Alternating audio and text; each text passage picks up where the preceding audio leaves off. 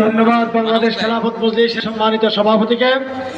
সংগ্রামী উপস্থিতি, সমাবেশের এই পর্যায়ে বক্তব্য নিয়ে আসেন খেলাফত মজলিস লক্ষ্মীপুর জেলা শাখার সংগ্রামী সেক্রেটারি মাওলানা খুরশিদ আলম।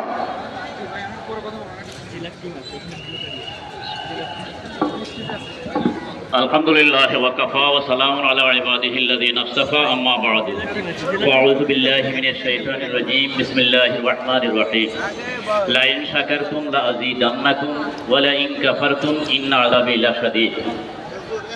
ইসলামী আন্দোলন বাংলাদেশ লক্ষ্মীপুর জেলা শাখা কর্তৃক আয়োজিত 3টি দাবির প্রেক্ষিতে আজকের এই সমাবেশের জনাব পরিচালক, সম্মানিত সভাপতি, মোহতারাম প্রধান অতিথি, জামাত ইসলামী সহ